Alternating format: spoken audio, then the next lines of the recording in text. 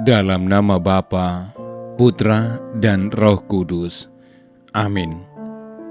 Allah Bapa yang Maha Pengasih dan Penyayang, kami bersyukur atas benih-benih cinta kasih yang telah Engkau tanamkan dalam diri kami.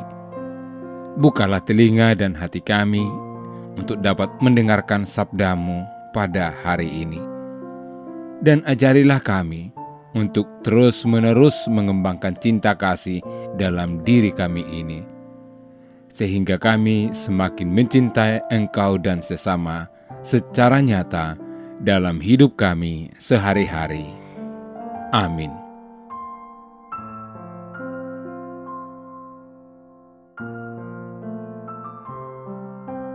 Janganlah kamu menyangka bahwa aku datang untuk meniadakan hukum Taurat atau kitab para nabi. Aku datang bukan untuk meniadakannya, melainkan untuk menggenapinya. Karena aku berkata kepadamu, sesungguhnya selama belum lenyap langit dan bumi ini, satu iota atau satu titik pun tidak akan ditiadakan dari hukum Taurat sebelum semuanya terjadi. Karena itu, siapa yang meniadakan salah satu perintah hukum Taurat, sekalipun yang paling kecil, dan mengajarkannya demikian kepada orang lain, ia akan menduduki tempat yang paling rendah di dalam kerajaan surga.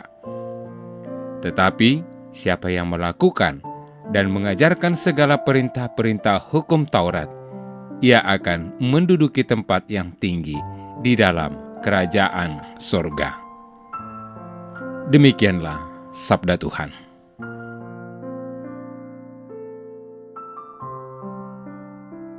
Saudara-saudari yang dikasihi Tuhan, setiap orang tidak akan pernah terlepas dari hukum dan peraturan. Hal itu karena hukum dan aturan berfungsi sebagai pedoman yang mengatur individu dalam suatu masyarakat. Tanpa adanya hukum dan aturan, kehidupan sosial akan menjadi kacau dan tidak teratur. Bacaan Injil yang kita dengarkan hari ini mengisahkan tentang Yesus dan hukum Taurat. Sebagaimana yang dituliskan oleh penginjil Matius, pengajaran tentang hukum Taurat ini masih merupakan bagian dari khotbah Yesus di bukit. Kepada para pendengarnya, Yesus secara tegas menyampaikan bahwa kedatangan dan kehadirannya ke dunia bukan untuk meniadakan hukum Taurat yang berlaku di kalangan bangsa Yahudi, tetapi untuk menggenapinya. Mengapa Yesus berkata demikian? Yesus berkata demikian karena orang-orang Farisi dan ahli-ahli Taurat tidak senang dengan pengajaran Yesus. Mereka menganggap ajaran Yesus kerap bertentangan dengan hukum Taurat. Tindakan menyembuhkan beberapa orang sakit, memetik bulir gandum, dan pekerjaan Yesus lainnya yang dilakukan pada hari Sabat dianggap sebuah pelanggaran berat terhadap sakralnya hukum Taurat oleh kaum Farisi dan ahli-ahli Taurat.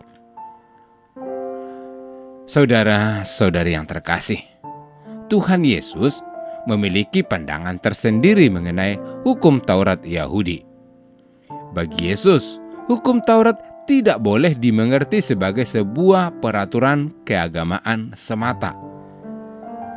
Jika dipandang demikian, maka hukum Taurat tersebut tidak memiliki arti dan makna apa-apa dalam kehidupan seseorang.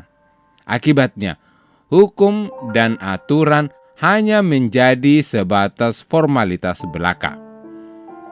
Tuhan Yesus menginginkan agar mereka yang menaati hukum Taurat juga semestinya menghayatinya secara mendalam dalam kehidupan sehari-hari.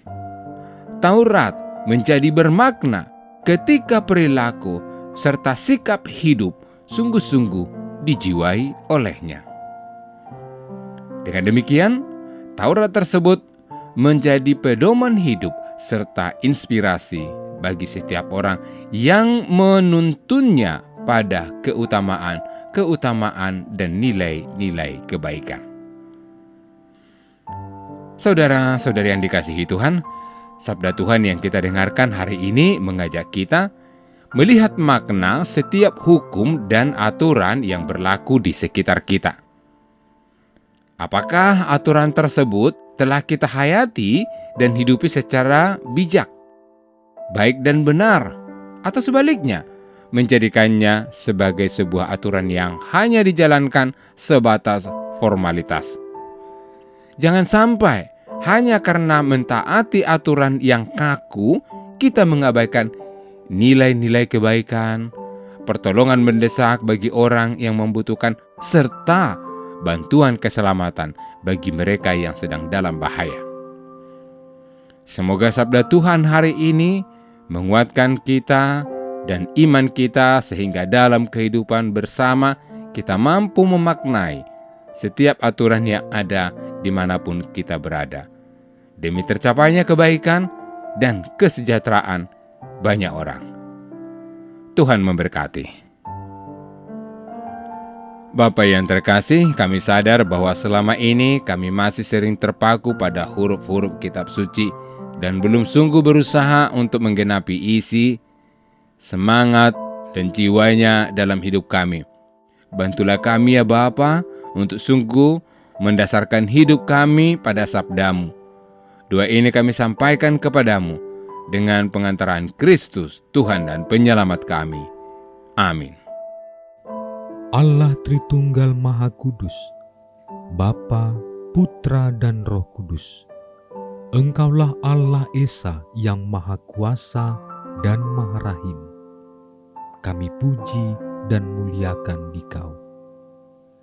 Di tahun komunitas basis ini, dengan sepenuh hati, kami mengagungkan Dikau, karena Engkaulah sumber, dasar, dan model sempurna kesatuan kami dengan Dikau, sesama dan alam ciptaan.